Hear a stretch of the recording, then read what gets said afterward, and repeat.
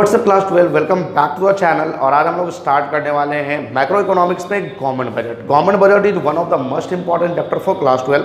कई बार इससे क्वेश्चंस पूछे जाते हैं, तो ये चैप्टर्स आप अच्छे से समझना। चैप्टर्स बहुत इजी है, 2 वीडियो में मैं इस चैप्टर को पूरा का पूरा कंप्लीट कर दूंगा। तो चलो देखना है आज के वीडियो में हमने कौन कौन से टॉपिक देखने हैं। तो आज के वीडियो में जो सबसे पहले टॉपिक हमने देखते हैं वो गवर्नमेंट बजट का मीनिंग, गवर्नमेंट बजट एक्चुअल में होता क्या है। तो सबसे पहले हम लोग समझते हैं गवर्नमेंट बजट क्या होता है। It refers to an annual statement. यहाँ पे ध्यान रखना, ये एनुअल स्टेटमेंट है, एनुअली बनाया जाएगा, साल में एक बार बनाया जाएगा। Showing item wise estimates of receipts, यानी कि गवर्नमेंट का जो आइटम वाइज रिसिप्ट्स का एस्टिमेट्स है कि गवर्नमेंट को कहाँ से रिसिप्ट एक्सपेक्ट होने वाले हैं, उनको शो करेगा। And expenditure of government. अब देखो ये बजट किसका है, गवर्नमेंट का है। जैसे आप घर में अपना एनुअली बजट बनाते हो, उसी तरह से गवर्नमेंट भी अपना एनुअल बजट बनाती है। Expenditure of government during a fiscal year. Fiscal year कौन सा होगा, वो ईयर जो 1 अप्रैल को स्टार्ट होगा और 31 मार्च को एंड हो जाएगा, उसको फिस्कल ईयर बोलते हैं। तो बेसिकली एक एनुअल स्टेटमेंट होता है जो गवर्नमेंट के टोटल एक्सपेंडिचर और टोटल रिसिप्ट को एक्सपेक्ट करता है कि गवर्नमेंट का क्या क्या रिसिप्ट होने वाला है और गवर्नमेंट उसको कहाँ कहाँ खर्चा करने वाली है ड्यूरिंग अ फिस्कल ईयर। उसको हम लोग बोलते हैं गवर्नमेंट बजट, यानी एनुअल स्टेटमेंट होता है, एनुअली बनाया जाएगा। उसके बाद ऑब्जेक्टिव्स ऑफ गवर्नमेंट बजट की, जनरली गवर्नमेंट बजट के क्या क्या ऑब्जेक्टिव्स होते हैं। तो देखो सबसे पहला ऑब्जेक्टिव होता है reallocation of resources. Reallocation of resources का मतलब क्या होता है कि बेसिकली गवर्नमेंट के पास जितने भी रिसोर्सेज आते हैं, उस रिसोर्सेज को किस तरीके से अरेंजमेंट करना है, रीएलोकेट करना है कि गवर्नमेंट का सोशल वेलफेयर भी हो जाए और गवर्नमेंट कुछ पैसा भी कमा ले, यानी गवर्नमेंट का सोशल वेलफेयर भी हो जाए और गवर्नमेंट का प्रॉफिट मैक्सिमाइजेशन भी हो जाए। तो बेसिकली गवर्नमेंट क्या करती है कि कुछ टैक्स में कंसेशन दे देती है, सब्सिडीज दे देती है और कई जगह पे वो टैक्स बढ़ा देती है। फॉर एग्जांपल मैं टोबैको का एग्जांपल लेता हूँ कि tobacco is injurious to health, ये सब लोग जानते हैं। तो गवर्नमेंट क्या करेगी, टोबैको पे टैक्सेस बढ़ा देगी, तो वहाँ पे बहुत सारे लोग टोबैको खाना कम कर देंगे, तो उससे सोशल वेलफेयर हो गया। लेकिन जो लोग खाते होंगे वो तो खाएंगे ही ना, तो वहाँ पे टैक्स के फॉर्म में गवर्नमेंट को एक अच्छा रेवेन्यू भी जनरेट हो गया। तो बेसिकली टोबैको पे टैक्सेस बढ़ाने से गवर्नमेंट का कुछ सोशल वेलफेयर भी हो गया और गवर्नमेंट का प्रॉफिट मैक्सिमाइजेशन भी हो गया। तो इस तरीके से रीअलोकेट करना है कि गवर्नमेंट कुछ सोशल वेलफेयर भी कर ले और कुछ प्रॉफिट भी कमा ले। नेक्स्ट है हमारे पास reducing inequalities of income and wealth. Inequalities का मतलब जहां पे इक्वालिटीज नहीं है, किसके बीच, इनकम एंड वेल्थ के बीच। अब बेसिकली ये जो इनइक्वालिटीज को रिड्यूस करती है, ये थ्रू बजटरी पॉलिसीज, ये थ्रू बजटरी पॉलिसी गवर्नमेंट इसको रिड्यूस करती है। अब बजटरी पॉलिसी क्या होता है कि गवर्नमेंट बेसिकली इस तरीके से रिसोर्सेज को अरेंज करती है कि यहाँ पे जितने भी रिच पीपल है उन पे वो ज़्यादा से ज़्यादा टैक्सेस लेती है और जो पुअर पीपल है उनसे वो टैक्सेस लेती भी नहीं है। इनफैक्ट जो टैक्सेस के फॉर्म में पैसे आते हैं रिच पीपल से, वो भी उनको पुअर पीपल के बीच सब्सिडीज के फॉर्म में डिस्ट्रीब्यूट कर देती है। तो उससे क्या होता है कि बेसिकली रिच पीपल का जो इनकम है वो कम होता है और जो पुअर पीपल है उनका इनकम बढ़ता है। तो जो इनइक्वालिटीज है इनकम और वेल्थ में, वो रिड्यूस हो जाता है। Next economic stability. अब इकोनॉमिक स्टेबिलिटी क्या होता है, इकोनॉमिक स्टेबिलिटी हमने पढ़ा था aggregate demand and aggregate supply में। इकोनॉमिक स्टेबिलिटी का मतलब कि basically the inflation and deflation. अब देखो अगर किसी भी इकोनॉमी में इन्फ्लेशन का सिचुएशन है तो वो भी हमारे इकोनॉमी के लिए हार्मफुल है, और डिफ्लेशन का सिचुएशन है तो वो भी हमारे इकोनॉमी के लिए हार्मफुल है। एक इकोनॉमी को स्टेबल मोड में होना जरूरी है। अब इकोनॉमी इन्फ्लेशन का सिचुएशन को कंट्रोल कैसे करेगी, देखो सबसे पहले तो ये समझना है कि इन्फ्लेशन होता कब है। तो इन्फ्लेशन कब होता है, when aggregate demand is greater than aggregate supply। जब किसी भी इकोनॉमी में एग्रीगेट डिमांड ज़्यादा हो जाता है एग्रीगेट सप्लाई से, तो इन्फ्लेशन का सिचुएशन हो जाता है। अब अगर गवर्नमेंट को इस इन्फ्लेशन के सिचुएशन को कंट्रोल करना है, अब देखो एग्रीगेट डिमांड ज़्यादा कब होगा, जब लोगों के पास बहुत ज़्यादा पैसा होगा। तो गवर्नमेंट वहाँ पे क्या करेगी, अपने खर्चे को कम करेगी, क्योंकि गवर्नमेंट को इकोनॉमी में पैसा जाने से रोकना है। तो गवर्नमेंट अपना खर्चा कम करेगी और खर्चा कम करेगी, इकोनॉमी में पैसा जाएगा नहीं तो लोगों का डिमांड कम होगा, और जब डिमांड कम होगा तो हमारे यहाँ जो इकोनॉमी इन्फ्लेशन का सिचुएशन था वो कंट्रोल हो जाएगा। उसके बाद अगर डिफ्लेशन है तो डिफ्लेशन कब होता है, when aggregate demand is less than aggregate supply. जब एग्रीगेट डिमांड कम हो जाता है। अब एग्रीगेट डिमांड कम क्यों होता है इकोनॉमी में, लोगों के पास पैसा कम होता है। अब लोगों के पास पैसा नहीं है तो वहाँ पे डिफ्लेशन का सिचुएशन क्रिएट हो जाएगा, वो भी हमारे इकोनॉमी के लिए सही नहीं है। तो गवर्नमेंट वहाँ पे क्या करेगी, अपना खर्चा बढ़ा लेगी। क्यों, क्योंकि गवर्नमेंट को इकोनॉमी में पैसा भेजना है, तो पैसा कैसे भेजेगी, गवर्नमेंट अपना खर्चा बढ़ा लेगी। खर्चा बढ़ा लेगी, लोगों के पास पैसा जाएगा तो जो डिफ्लेशन वाला सिचुएशन था वो कंट्रोल हो जाएगा। तो इकोनॉमिक स्टेबिलिटी के लिए भी कहीं ना कहीं गवर्नमेंट बजट बनाया जाता है। Next management of public enterprises. अब पब्लिक एंटरप्राइजेज क्या होती है, बेसिकली वो गवर्नमेंट एंटरप्राइजेज जो गवर्नमेंट के द्वारा सोशल वेलफेयर के लिए स्टैब्लिश की जाती है, उनको हम लोग पब्लिक एंटरप्राइजेज बोलते हैं। अब अगर सोशल वेलफेयर के लिए चल रही हैं तो इनका भी फंडिंग्स होना चाहिए, तो इनका फंडिंग्स कहाँ से होगा। अब जब गवर्नमेंट बजट बनता है तो गवर्नमेंट बजट में इस पब्लिक एंटरप्राइजेज के लिए भी कुछ ना कुछ प्रोपोर्शन रखा जाता है, क्योंकि अगर इनका फंडिंग नहीं होगा तो ये कहाँ से चलेंगे, ये सोशल वेलफेयर कैसे कर पाएंगे। तो इस गवर्नमेंट बजट में पब्लिक एंटरप्राइजेज के लिए भी कुछ ना कुछ फंड्स अरेंज किए जाते हैं।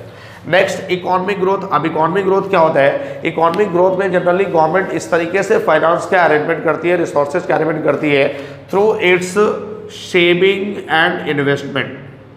Saving and investment.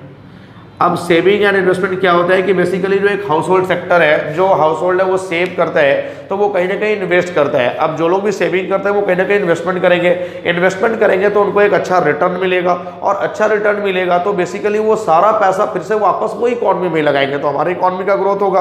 अब यहाँ पे गवर्नमेंट इस पॉलिसीज के थ्रू बेसिकली क्या करती है, इस तरीके से फाइनेंस को अरेंज करती है कि लोगों में एक सेविंग और इन्वेस्टमेंट का हैबिट डाला जाए। लोगों में सेविंग का और इन्वेस्टमेंट का हैबिट आने से वो सेव करेंगे। अब सपोज कि अगर आपने सेव करा है तो आप इन्वेस्टमेंट कहाँ करोगे, किसी न किसी कंपनी में इन्वेस्टमेंट करोगे। अब अगर आप कंपनी में इन्वेस्टमेंट करे हो तो कंपनी क्या करेगी, उस पैसे से इंफ्रास्ट्रक्चर डेवलप करेगी, बिल्डिंग्स बनाएगी, लोगों को एम्प्लॉयमेंट मिलेगा, तो वो पैसा कंपनी वापस से इकॉनमी में ही लगा रही है, तो हमारे इकॉनमी का डेवलपमेंट होगा, हमारे इकॉनमी का ग्रोथ होगा।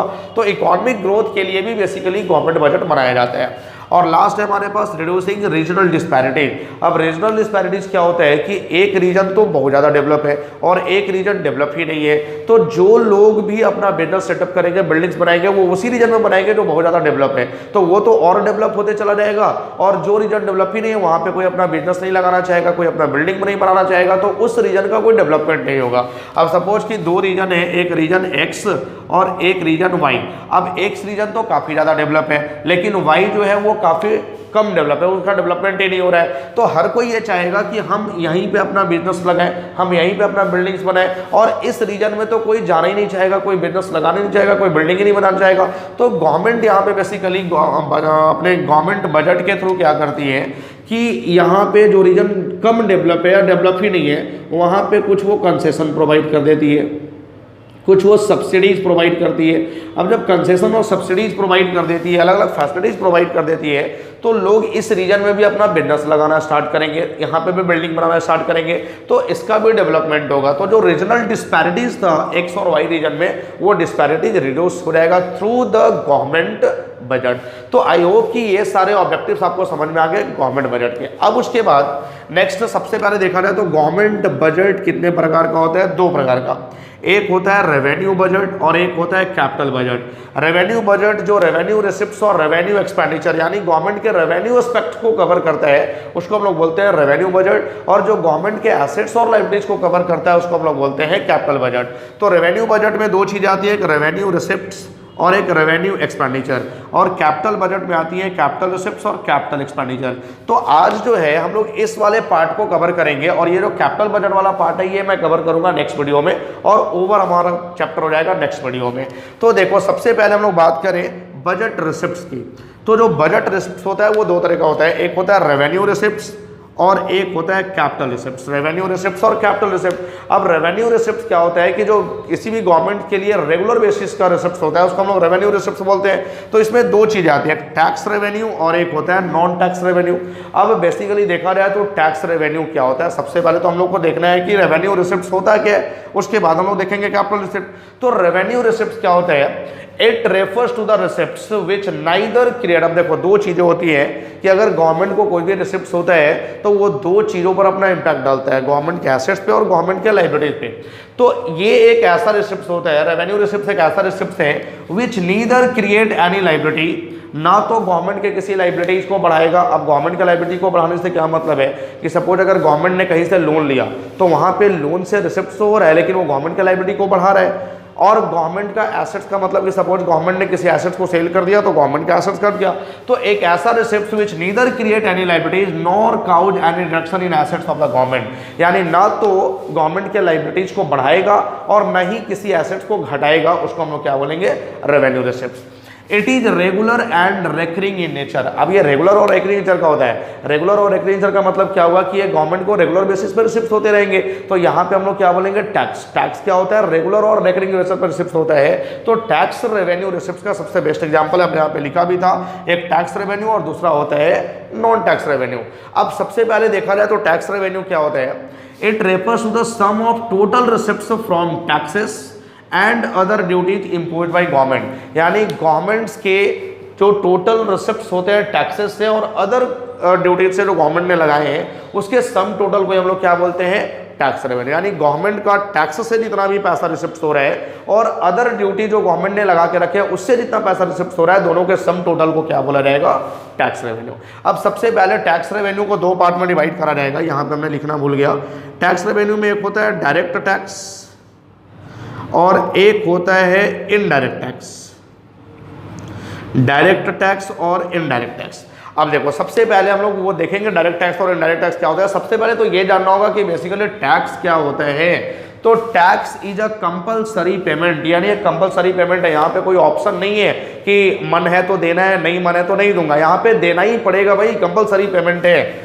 Made by individual and company, किसके द्वारा दिया जाएगा, इंडिविजुअल्स के द्वारा, हम और आप जैसे लोगों के द्वारा, नॉर्मल पर्सन के द्वारा, एंड कंपनी जो बड़ी बड़ी कंपनियां होती है उनके द्वारा, without reference to any direct benefit and return. यानी यहाँ पे गवर्नमेंट आपसे कोई वादा नहीं करती है कि अगर आप टैक्स पे करोगे तो उसके बदले में मैं आपको ये दूंगा।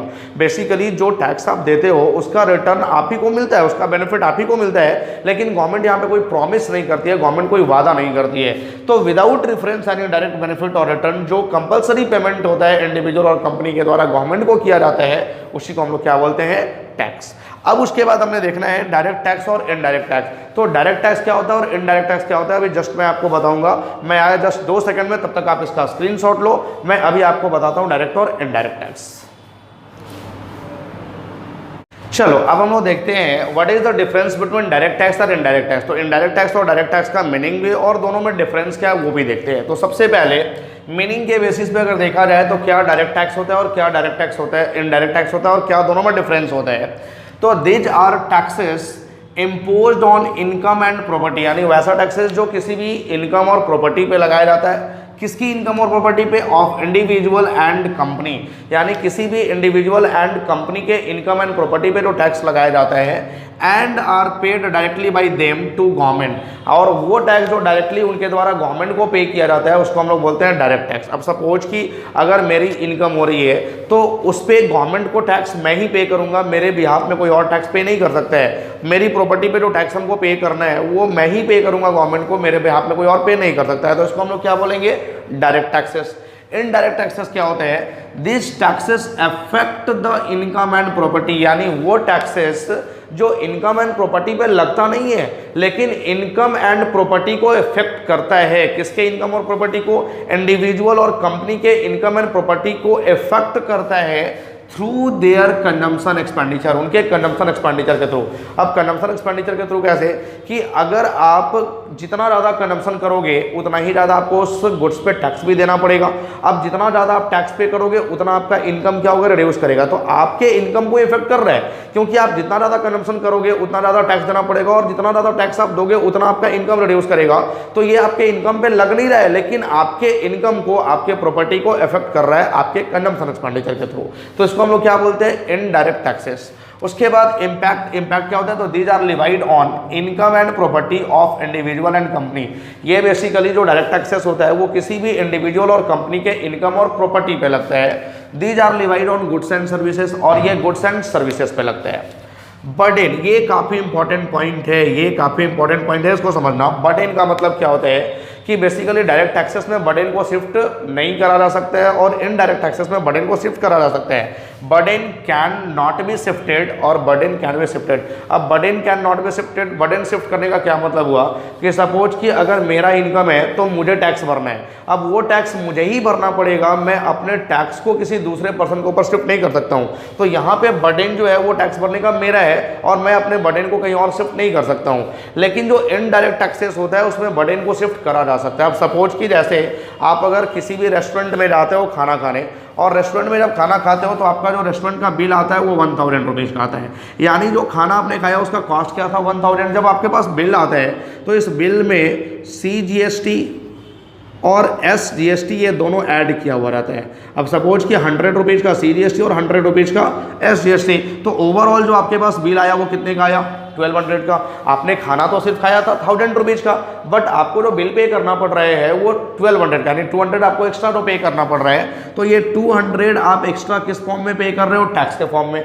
अब बताओ कि आपका जो खाना था वो सिर्फ 1000 रुपीज़ का था, ये जो 200 देने थे ना ये गुड्स एंड सर्विसेज पे उस रेस्टोरेंट वाले को देने थे, बट रेस्टोरेंट वाले ने क्या किया कि अपना टैक्स का बर्डन कस्टमर के ऊपर शिफ्ट कर दिया, आपके ऊपर शिफ्ट कर दिया, आपके बिल में उसने ऐड कर दिया। तो यहाँ पे बर्डन को शिफ्ट करा जा सकता है किसी दूसरे पर्सन के ऊपर, बट डायरेक्ट टैक्सेस में बर्डन को शिफ्ट नहीं करा जा सकता है। Next nature, it is progressive nature, it is proportionate nature. अब प्रोग्रेसिव नेचर क्या होता है कि ये इनकम और प्रॉपर्टी के साथ साथ बढ़ेगा, कि आपका इनकम जितना ज़्यादा बढ़ेगा उतना ज़्यादा आपको टैक्स पे करना पड़ेगा, आपका प्रॉपर्टी जितना ज़्यादा बढ़ेगा उतना ज़्यादा आपको टैक्स पे करना पड़ेगा।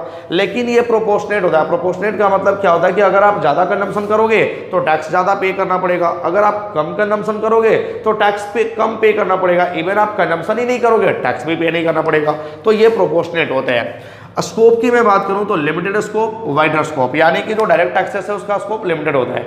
अब लिमिटेड स्कोप का क्या मतलब है कि ये बेसिकली हर घर तक नहीं पहुंचता है। हर घर तक क्यों नहीं पहुंचता है, क्योंकि इनकम टैक्स ने कुछ लिमिट लगा के रखा हुआ है कि आपको बेसिकली इतने रुपए तक का ईयरली इनकम पे टैक्स पे नहीं करना है। अब जो लोग उस स्लैब रेट में आते होंगे कि बेसिकली 2.5 लाख रुपया सपोज की इनकम में एक लिमिट रखा है कि 2.5 लाख रुपया तक अगर आप ईयरली इनकम जनरेट कर रहे हो तो आपको टैक्स नहीं देना है। तो जो लोग 2.5 लाख या उससे कम कमा रहे हैं उनको तो टैक्स देना नहीं है, तो टैक्स उनके घर तक नहीं पहुंच रहा है। जो लोग 2.5 लाख से ऊपर जाएंगे उनको टैक्स देना है। तो ये कुछ लोगों तक, कुछ घरों तक पहुंचता है, कुछ घरों में नहीं भी पहुंचता है, लेकिन इसका वाइडर स्कोप है, यानी ये हर घर तक पहुंचता है। क्योंकि आप कंजम्पशन करोगे, कंजम्पशन तो हर कोई करता है, आप गुड्स खरीदोगे उस गुड्स पे आपको टैक्स देना पड़ेगा। तो जितने भी घर हैं उस सारे घर में कुछ ना कुछ गुड्स खरीदे जाते हैं, तो उस गुड्स पे उनको टैक्स पे करना पड़ता है। तो इसका स्कोप वाइडर है, ये हर घर तक पहुंचता है। और एग्जांपल्स की मैं बात करूं तो इनकम टैक्स, वेल्थ टैक्स, ये डायरेक्ट टैक्सेस होते हैं। और इसका एग्जांपल क्या है, इनडायरेक्ट टैक्सेस का GST, goods and service tax. तो ये था डायरेक्ट टैक्सेस और इनडायरेक्ट टैक्सेस, और डायरेक्ट और इनडायरेक्ट टैक्सेस में दोनों में डिफरेंस। तो ये टैक्स रेवेन्यू वाला पार्ट हमारा पूरा का पूरा खत्म हो गया कि गवर्नमेंट को टैक्सेस से और अदर ड्यूटीज से जितने भी तरह के रिसिप्ट होते हैं वो टैक्स रेवेन्यू होते हैं। और नेक्स्ट है हमारे पास, और आज के वीडियो का ये लास्ट टॉपिक होगा क्योंकि वीडियो काफी बड़ा हो रहा है, non tax revenue. Non tax revenue क्या होता है? It refers to receipts of government from all sources other than tax receipt, यानी टैक्स रिसिप्ट को छोड़ करके बाकी जितने भी सोर्सेज से गवर्नमेंट को कुछ रिसिप्ट्स हो रहे हैं उन सारे रिसिप्ट्स को हम लोग बोलते हैं non tax revenue. For example interest. अब इंटरेस्ट क्या होता है कि गवर्नमेंट ने अगर आपको लोन दिया है तो आपसे वो इंटरेस्ट लेगी। अब गवर्नमेंट को अगर इंटरेस्ट मिलेगा तो गवर्नमेंट के लिए रिसिप्ट है, लेकिन क्या वो टैक्स है? नहीं, वो टैक्स नहीं है, तो वो नॉन टैक्स रेवेन्यू हो जाएगा। फी क्या होता है कि अगर आपने कुछ रजिस्ट्रेशन करवाना है अपने बिजनेस का, अपने पार्टनरशिप फर्म का, कंपनी का रजिस्ट्रेशन करवाना है तो उसके लिए गवर्नमेंट को कुछ रजिस्ट्रेशन फी देना पड़ता है, वो भी गवर्नमेंट के लिए टैक्स नहीं होता है, तो वो नॉन टैक्स रेवेन्यू हो जाता है। फाइन एंड पेनल्टी क्या होता है कि अगर आप बिना हेलमेट के बाइक पे चलते हो तो आपको गवर्नमेंट को कुछ फाइन देना पड़ता है, तो वो फाइन एंड पेनल्टी भी गवर्नमेंट के लिए गवर्नमेंट के लिए टैक्स नहीं है, वो नॉन टैक्स रेवेन्यू हो जाएगा। एस्टीट्स। अब एस्टीट्स क्या होता है कि सपोज कि कोई पर्सन था जिसके पास काफ़ी ज़्यादा प्रॉपर्टी थी, बट उसके मरने के बाद उस प्रॉपर्टी को यूज करने वाला उसका कोई भी एग्जीक्यूटर नहीं है, तो वहाँ पे गवर्नमेंट उस प्रॉपर्टी को अंडरटेक्स कर लेती है, गवर्नमेंट उस प्रॉपर्टी पे अपना कब्जा कर लेती है। तो उस प्रॉपर्टी से जो गवर्नमेंट को रिसिप्ट हुआ उसको हम लोग क्या बोलेंगे? एसेट। अब क्या ये टैक्स था? ये टैक्स बिल्कुल भी नहीं था, ये नॉन टैक्स रेवेन्यू हो जाएगा। और लास्ट है हमारे पास स्पेशल असेसमेंट। स्पेशल असेसमेंट क्या होता है कि सपोज कि किसी एरिया में आपका बिल्डिंग है और उस एरिया में ही गवर्नमेंट ने अपने बिल्डिंग के आसपास ही कोई नया प्रोडक्ट लगा दिया, तो उस प्रोडक्ट्स के कारण, उस गवर्नमेंट के प्रोडक्ट्स के कारण आपके बिल्डिंग की वैल्यू बढ़ गई। तो वहाँ पे गवर्नमेंट क्या बोली कि आपके बिल्डिंग की वैल्यू बढ़ी है मेरे एक्टिविटी के कारण, मेरे प्रोडक्ट्स के कारण, तो उसमें से आप कुछ रेवेन्यू मुझे भी दो। तो वहाँ पे जो रेवेन्यू आप देते हो गवर्नमेंट को, उससे जो पैसा मिलता है उसको हम लोग बोलते हैं स्पेशल असेसमेंट। तो ये भी गवर्नमेंट के लिए टैक्स नहीं है, ये अदर टैक्स रेवेन्यू हो जाता है। तो रेवेन्यू रिसिप्ट्स वाला पूरा का पूरा पोर्शन हमने कवर कर लिया। आज का वीडियो मैं बस यहीं तक रखूंगा, कल के वीडियो में मैं कैपिटल रिसिप्ट्स वाला पूरा का पूरा पोर्शन कंप्लीट कराऊंगा और कल के वीडियो में हमारा चैप्टर हो जाएगा कंप्लीट। तो आप इस चैप्टर्स का एक अच्छे से नोट्स बनाओ और प्रॉपर रिवीजन आप आज से स्टार्ट कर दो। किसी भी तरह का कोई डाउट होता है कमेंट सेक्शन में आ जाओ, इमीडिएटली मैसेज करो, आपके मैसेज का रिप्लाई मिलेगा। और कल हम लोग मिलते हैं इसके नेक्स्ट पार्ट कैपिटल रिसिप्ट्स के साथ। Thank you.